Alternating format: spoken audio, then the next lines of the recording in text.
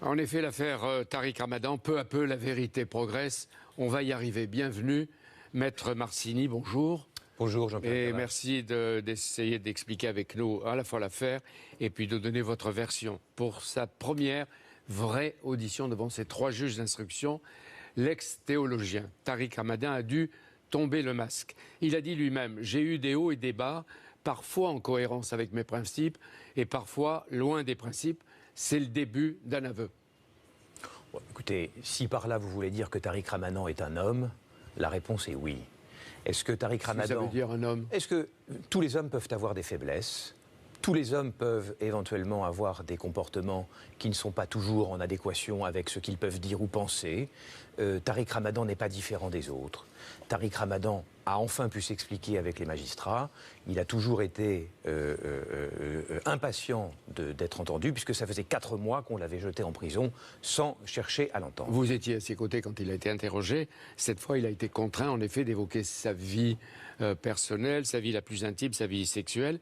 Et pour la première fois, il reconnaît en effet qu'il a eu des relations extra-conjugales avérées, comme il dit, avec 5 femmes. Mais les 5 femmes qui sont citées dans le dossier, sans compter peut-être celles qui faisaient partie de son mode de vie. Écoutez, ce problème des relations extra-conjugales de Tariq Ramadan n'est pas un sujet pour nous. L'institution judiciaire n'a pas... On ne juge pas Tariq Ramadan pour... Il ne s'agit pas de question de morale. Non, on n'est pas dans une affaire de divorce, devant le juge aux affaires familiales. On ne parle pas de morale, on parle de faits graves dénoncés, qui sont des faits de viol. Il n'y a que ça qui nous intéresse. Est-ce que les femmes qui déposent plainte contre lui pour viol ont véritablement été violées? C'est le seul et vrai sujet. Mais comment on peut dire ce que vous dites là ce matin? Est-ce qu'elles ont été violées alors qu'elles ne cessent, et on va le voir, de témoigner, de porter des accusations précises et en même temps d'être solidaires dans la dénonciation des faits? Quand vous dites c'est un homme comme un autre, mais est-ce que les coups, les blessures, les violences, les humiliations, ça fait partie du lot quotidien de n'importe quel homme? Écoutez, ce que vous dites là, vous prenez parti en fait, et vous prenez pour argent comptant les accusations portées. L'objet même de l'information judiciaire est justement de vérifier la crédibilité des accusations. C'est le vrai sujet. Je ne peux pas vous laisser dire, et en tant qu'avocat de Tariq Ramadan, je le ferai jusqu'au bout, je ne peux pas laisser dire que les accusations constituent la vérité. C'est le nombre aujourd'hui des accusations... qui le desservent. C'est le nombre aujourd'hui. Un cas, 2 cas, mais c'est le nombre aujourd'hui qui est utilisé pour faire croire que c'est la vérité, et non pas la vérité de chacune des accusatrices. Donc, même si la justice ne fonctionne pas comme dans les pays anglo-saxons, vous plaidez non coupable? Tariq Ramadan plaide non coupable. Il se battra jusqu'au bout pour reconnaître son innocence. Et c'est la raison d'ailleurs pour laquelle, quand on nous dit que si on remet Tariq Ramadan en liberté, il risque de fuir, je peux vous dire que la meilleure des garanties de représentation, eh bien, c'est sa volonté de faire reconnaître son innocence dans cette affaire. D'ailleurs, où fuirait-il, puisqu'il est attendu par les policiers en Suisse, il est attendu aux États-Unis, il est attendu à peu près dans toute l'Europe. Et il a été obligé, devant les juges, d'admettre son goût pour les relations de domination, c'est-à-dire de violence. Non, pas du tout. La violence, c'est quand elle n'est pas consentie, lorsqu'elle n'est pas acceptée. Il peut y avoir, dans certains jeux sexuels, une certaine complicité. Même la Cour européenne des droits de l'homme dit bien que lorsque c'est entre 2 adultes consentants, ça relève parfaitement de la vie privée. Et la justice n'a pas à s'immiscer dans la vie privée. Il y a un moment, et c'est la raison pour laquelle, lorsque Tariq Ramadan avait été entendu en garde à vue, qu'on l'interroge sur 2 femmes qu'il connaissait, qui s'était déjà répandu dans la presse, et que les policiers l'interrogent en lui disant « Monsieur Ramadan, est-ce que vous pratiquez la sodomie ?» Monsieur Ramadan a dit « Mais qu'est-ce que c'est que cette histoire? Je n'ai pas à vous répondre. » Monsieur Ramadan, avez-vous des relations extra-conjugales? Ramadan a dit « Mais écoutez, je n'ai pas à vous répondre à cette question. Ça n'a rien à voir avec les faits sur lesquels vous m'interrogez. » Oui, mais ça veut dire que les 4 mois d'isolement de la détention provisoire l'ont amené peu à peu à être contraint de changer de stratégie de défense et d'avouer. Non, il n'y a pas de changement. Sauf pour les 2 premières. Mais il n'y a pas de changement de stratégie de défense. Imaginez-vous bien, Tariq Ramadan, depuis 4 mois, il est humilié. Les gens racontent tout et n'importe quoi. Il est présenté comme un prédateur sexuel, comme quelqu'un qui serait même un danger, qu'il faudrait maintenir en prison parce que les femmes dehors seraient en danger si Ramadan était en liberté. Mais vous dites... Eh bien, à un moment, Tariq Ramadan, il a aussi envie de dire sa vérité. La vérité à ses juges. La justice le lui permet. Et la justice lui permet. 4 mois après, il espère simplement que la justice va enfin l'entendre. C'est la démystification, si vous permettez, irréversible de Tariq Ramadan, qui dénonçait autrefois de conférence en conférence les grands péchés Tromper sa femme pour un musulman n'est pas conforme à la loi islamique, disait-il, et je l'ai encore entendu récemment dans des conférences. Il faut demander pardon à Dieu, sinon c'est l'enfer. Et à l'époque, il dénonçait même les piscines. Ton regard, disait-il à des jeunes, est posé sur des choses que tu ne dois pas voir.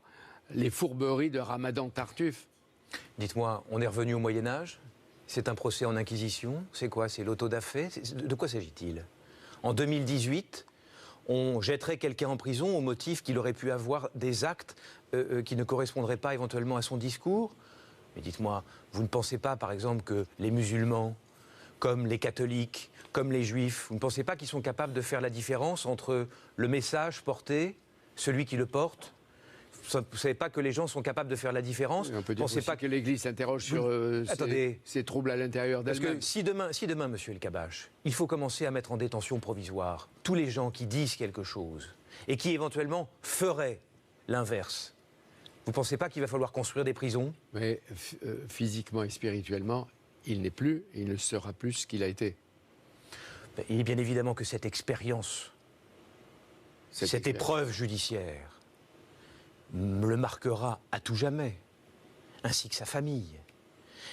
Chaque homme est capable, au travers des expériences et des difficultés qu'il rencontre, eh bien, de ressurgir, de renaître. Maître. Et c'est en tout cas la volonté de M. Ramadan. Maître Marcini, quand il dit devant vous et devant les 3 juges, ce sont les femmes qui venaient me chercher. C'est moi qui me suis senti harcelé. Est-ce que vous ne pouvez pas lui conseiller de ne pas exagérer? Mais pourquoi? Mais pourquoi? Le harceleur harcelé.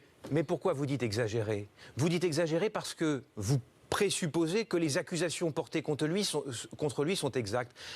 Les 3 femmes qui l'accusent, eh bien, allons-y. Eh bien, ce sont les 3 femmes qui ont pris contact avec lui. La dernière, Mounia Rabouge, qui prétend que c'est M. Ramadan qui l'a contacté sur Internet. Nous avons démontré que c'est faux, que c'est l'inverse. Nous y viendrons, mais il y a la première, Enda Ayari, la première à l'avoir dénoncé. Elle publie son 2e livre, qui est d'ailleurs ici, Plus jamais voilée, plus jamais violée. Elle est devenue une militante du féminisme, et elle s'en prend à Ramadan, je la cite, faux intellectuel, vrai imposteur. C'est une charge à la mesure, en tout cas selon elle, de ce qu'elle a subi comme violence. C'est en quelque sorte l'effet boomerang. Écoutez, l'effet boomerang, attendez, elle dépose plainte en 2017, elle a fait un livre avant. Elle dit qu'elle a été violée. Elle nous dit d'abord qu'elle a été violée début avril à l'Holiday Inn, gare de l'Est, poussée dans ses retranchements face aux contradictions, aux impossibilités matérielles. Maintenant, elle nous dit qu'elle a été violée au Crone Plaza le 26 mai 2012. Elle change de version. Mais pourquoi vous avez la preuve qu'elle ment ou qu'elle se trompe alors qu'elle essaie de corriger justement les dates et l'agenda? De corriger les dates et l'agenda parce que vous pensez que c'est un détail. Vous pensez que la date à laquelle on a été violé et le lieu dans lequel on a été violé est un détail que l'on peut balayer comme ça? Qu'une accusatrice qui revient et qui change sa version, c'est quelque chose que l'on peut traiter comme quantité négligeable? Elle dit c'était le 26 mai, il pleuvait ce jour-là, elle dit c'était tel hôtel. Confrontée à ces incohérences, et notamment à des impossibilités de date, elle a dû changer de version. Elle dit maintenant c'est le 26 mai 2012. Et elle dit des choses très précises. Elle dit qu'elle va le matin chez le coiffeur à Rouen à 10h. Elle dit qu'elle arrive à Paris et que quand elle descend du taxi, son brushing tombe parce qu'il pleut des cordes à Paris. Qu'elle est même obligée de se changer. Or, Météo France révèle que le 26 mai 2012, il n'y a pas une goutte de pluie à Paris. Vous imaginez si M. Ramadan s'était trouvé face à une contradiction pareille? Vous imaginez le lynchage médiatique et la justice n'en tire pas les conséquences? Je dis que ce n'est pas normal. Mais pourquoi elle se mettrait en danger? Pourquoi elle mentirait? Pourquoi elle prendrait les risques alors qu'elle se fait traiter de tous les noms dans les réseaux sociaux? Et pourquoi, sauf à ceux qui la défendent, même dans les télés. Il appartient à l'enquête de le déterminer. On sait que Mme Ayari est en contact avec quasiment toutes les femmes qui déposent plainte contre M. Ramadan. Elles sont solidaires face aux violences qu'elles ont subies. Elles sont en relation depuis 2008-2009. Et pourquoi est-ce que M. Ramadan irait violer des femmes? La difficulté, voyez-vous, M. El Kabbach, c'est que les accusations de ces femmes contre M. Ramadan trouvent un écho favorable. Et vous savez pourquoi? Parce qu'il y a un grand nombre de gens, en fait, qui n'attendaient que ça. Comme ils n'aiment pas M. Ramadan, ils sont ravis de penser que les accusations dont il fait l'objet aujourd'hui sont exactes, parce que ça leur plaît de le penser. Mais parce qu'on pense à ce qu'il a été, à ce qu'il disait, à ce qu'il demandait devant Nicolas Sarkozy en 2003, un moratoire pour la lapidation des femmes, son ton autoritaire, arrogant, c'est ça qui l'accompagne.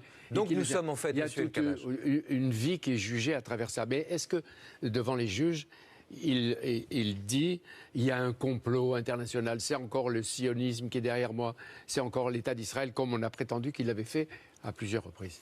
Jamais, monsieur El-Kabach. Depuis la médiatisation de cette affaire, c'est-à-dire depuis la fin du mois d'octobre 2017, c'est tout l'inverse. Monsieur Ramadan a empêché ses soutiens, ses amis d'interférer dans cette affaire. Il a refusé toutes les invitations sur les plateaux de télévision pour s'expliquer sur cette affaire, faisant confiance à la justice française, réservant ses explications à la justice. C'est donc tout l'inverse. Enda Ayari, elle s'explique abondamment sur les plateaux de télévision. Elle dit qu'il y a eu entre eux qu'une seule fois. Et lui, pourquoi votre client continue à dire non, ça ne s'est pas produit avec elle, il n'y a pas eu de relation physique? Si c'est vrai. Mais si c'est pas vrai, mais pourquoi vous dites qu'il s'entête à dire que ce n'est pas vrai, alors que sa version est peut-être tout aussi crédible, si ce n'est même plus au regard des derniers éléments, puisqu'on change d'autel, et j'ai même dit que bientôt on allait même peut-être changer d'auteur du viol. Et elle s'en prend aux frères, qu'est-ce que vous voulez dire là? Mais attendez, un coup on change d'hôtel, un coup on change de lieu, un coup on change de date. Parce que vous ne pensez pas que 3 jours avant de rentrer, avant l'école des greffiers, à Dijon, le 29 mai 2012, on n'est pas capable de se souvenir que 3 jours avant on a été violé? C'est crédible ça? C'est sérieux? Que Madame... Tous ces amis, pardonnez-moi, tous ces amis qui ont été entendus, tous, sans exception, disent qu'elle est mythomane. Ce n'est pas la défense de M. Ramadan. Tous. Comme Madame Mounia Rabouge. La troisième. La troisième. Alors allons à la troisième. Mais attendez, la première, Enda Ayari, dit bien dans son livre qu'elle s'en prend aux frères musulmans et surtout aux salafistes qui affaiblissent les démocraties. Elle dit avoir été elle-même salafiste et qu'elle sait de quoi il s'agit. Elle dit qu'elle a été salafiste. Est-ce que cela a été prouvé?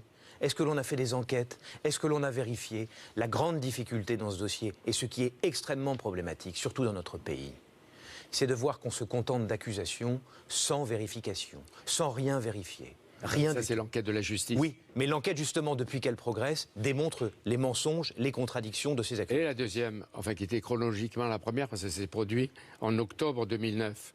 Il a été interrogé sur la deuxième plainte, celle de Christelle, dont on a parlé avec les béquilles, et qu'il l'aurait battue, violée, enfermée dans une chambre d'hôtel à Lyon avant d'aller faire une conférence sur les versets du Coran et la foi et Dieu et la fidélité à Dieu.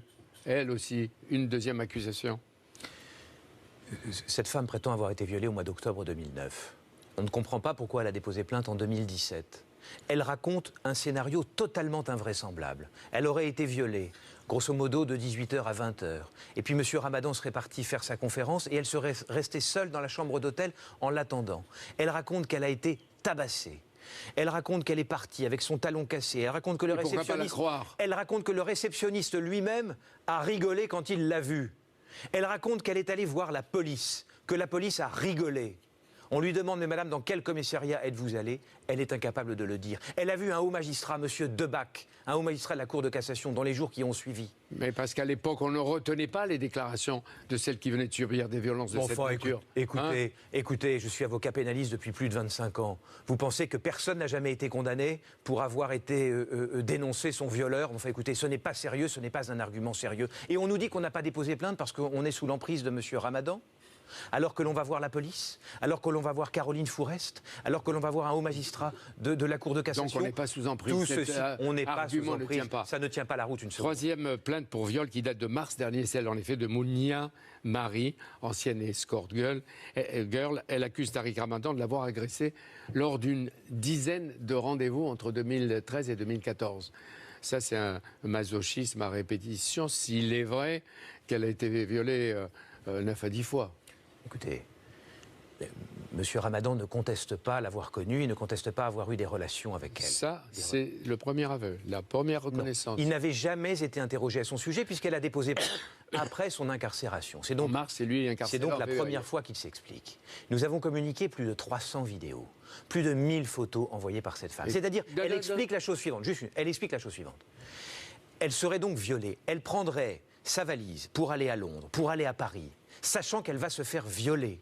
Et pour expliquer la raison pour laquelle elle le ferait, elle explique que M. Ramadan menaçait de la faire chanter, de révéler son passé de prostituée, alors même qu'au même moment, elle est partie civile dans l'affaire du Carlton, et qu'elle serait sous l'emprise de M. Ramadan.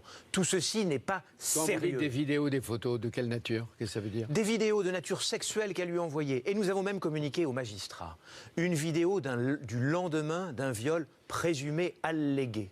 Nous sommes le 16 mai 2013. Elle prétend qu'elle a été violée à Paris. Le 17 mai, elle prend le TGV. Elle rentre chez elle à Lille. Elle se filme dans le TGV. Et elle dit à monsieur Ramadan, « Coucou, bonjour, comment vas-tu? Voilà, je me mets là parce qu'il y a des hommes qui me draguent. À bientôt. Je t'aime, si cela. » Écoutez, se poser même la question du viol la concernant, c'est surréaliste. Je comprends que vous défendiez votre client. D'ailleurs, pourquoi vous? Et pourquoi pas? Qui vous paye? Ça ne vous regarde pas. Mais c'est une association extérieure. Non, ça ne vous regarde pas. Mes honoraires sont payés régulièrement selon les normes de la profession. Dans cette affaire de la troisième cas, les juges lui ont accordé à 20 heures le statut de témoin assisté. Ils ne l'ont pas mis en examen. Est-ce que vous le confirmez, vous, ce matin? Je confirme que les magistrats avaient la possibilité, mardi dernier, de mettre en examen M. Ramadan ou de le placer sous le statut de témoin assisté. Ils ont fait le choix de le placer sous le statut de témoin assisté. Mon confrère Spinner, qui crée une fausse polémique... Il dit que c'est une manipulation de votre part. Non, il crée une fausse polémique. Je savais déjà que mon confrère Spinner ne lisait pas ses dossiers. Je ne comprenais pas pourquoi. Maintenant, je comprends. En fait, il ne sait pas lire. Il ne lit pas, parce qu'il ne sait pas lire. C'est écrit noir sur blanc. C'est écrit noir sur blanc. Nous vous entendons sous le statut de témoin assisté. Mais il y aura d'autres auditions, je suppose, et vous serez obligé, et lui sera obligé, Tariq Ramadan, de s'expliquer sur le troisième cas, et à ce moment-là, on saura définitivement. Plusieurs auditions sont prévues, probablement des confrontations. Il ira, Ramadan? Mais non seulement il ira, mais il les attend. Madame Ayari, plutôt que d'aller sur les plateaux de télévision pour vendre son livre, elle aurait mieux fait d'accepter la confrontation que les policiers lui ont demandé de réaliser pendant la garde à vue. Elle l'acceptera. Elle l'accepte, on verra. Elle l'acceptera. On verra. Et nous sommes très impatients de la voir. Tariq Ramadan, est-ce qu'il ressemble aux images, quand vous le voyez, que l'on voit à la télé quand on parle de lui aujourd'hui? Dans quel état il est? Parce qu'on dit c'est un malade imaginaire. Non, pas du tout. Moi, je suis sidéré. Moi, je ne connaissais pas Tariq Ramadan avant de faire sa connaissance en prison. Le personnage que je vois aujourd'hui, par rapport aux photos que nous voyons, n'a rien à voir. On a l'impression que c'est son père. Il a les cheveux tout blancs, il marche avec un déambulateur, il est devenu incontinent depuis qu'il est incarcéré, son état de santé est extrêmement préoccupant, il se dégrade, son état de santé est tellement compatible avec la détention que depuis le 2 février, il est en milieu hospitalier. Les soins qui doivent lui être prodigués ne lui sont pas prodigués. Seul un neurologue est capable de traiter sa maladie. Nous sommes aujourd'hui quasiment le 9 juin, cela fait 3 mois qu'il n'a pas vu de neurologue. Est-ce normal dans un pays comme la France? Est-ce que ça veut dire que vous réclamez une nouvelle fois, pour raison médicale, la possibilité pour lui de sortir, je ne sais pas, avec un bracelet? Évidemment, fois, on a dit qu'il nous avons demandé il y a quelques jours à la Cour d'appel de Paris une nouvelle expertise médicale. Même cela nous a été refusé. On refuse tout à M. Ramadan. On lui refuse son accès au dossier. On lui refuse sa comparution devant les juges. Vous ne ferez pas pleurer pour Tariq Ramadan. Parce que je ne vous demande pas de pleurer sur Tariq Ramadan. Certains musulmans de moins en moins nombreux continuent à le soutenir. Mais la plupart, et les dirigeants des musulmans de France, ne veulent plus en entendre parler. Ils l'ont rayé de leur liste, et parce qu'il n'est ni crédible ni fréquentable. Mais c'est ce que vous dites. Mais est-ce que c'est le problème ? Est-ce que l'opinion des musulmans, laissez les musulmans avoir leur propre opinion sur M. Ramadan? Ils n'ont besoin de personne. La vraie question est de savoir si M. Ramadan est présumé innocent, si sa cause est entendue équitablement, et si oui ou non les accusatrices racontent des choses. Ça finira aux assises? Personne ne le sait. En l'état du dossier, personne ne le sait. Concernant Mme Ayari, j'estime que son affaire est entendue. Ses accusations, il a été jugé que ce n'est pas crédible. Concernant la seconde Christelle, des vérifications qui ont déjà été faites infirment ces accusations. Et quant à Mme Mounia Rabouche, écoutez, non, pas dire que ce n'est pas sérieux. Un non-lieu. Il ne faut pas exagérer. Mais pourquoi vous dites qu'il ne faut pas exagérer? Vous connaissez le dossier, monsieur El Kabbach? Vous connaissez la réalité des accusations? Vous connaissez la force des charges dans ce dossier? Vous ne le connaissez pas, moi je les connais. Très bien, et c'est normal, vous le défendez. Et vous êtes payé pour ça. Tariq Ramadan, en tout cas, il aura, et c'est fini, aura du mal à passer pour un guide spirituel, un guide de l'islam. Il a déjà perdu. Mais pourquoi, il a déjà perdu. Mais monsieur El Kabbach, pourquoi vous dites que monsieur Ramadan ne pourrait plus être un guide de l'islam? Vous êtes musulman? Non, vous êtes les musulmans le disent. Vous êtes capable de juger du discours de M. Ramadan et vous ne pensez pas, je vous l'ai déjà dit, je vous le redis, vous ne pensez pas que les musulmans sont capables de faire la différence et d'avoir leur libre choix et leur libre arbitre? Ils ont jugé devant quel tribunal ont-ils jugé? Y a-t-il eu un procès? Merci d'être venu, d'avoir témoigné, d'avoir répondu assez franchement aux questions que j'essayais de vous poser, mais je pense que l'affaire continue et que la vérité se fera sur ce qu'on appelle l'affaire Ramadan. Merci d'être venu. Merci, monsieur El Kabbach.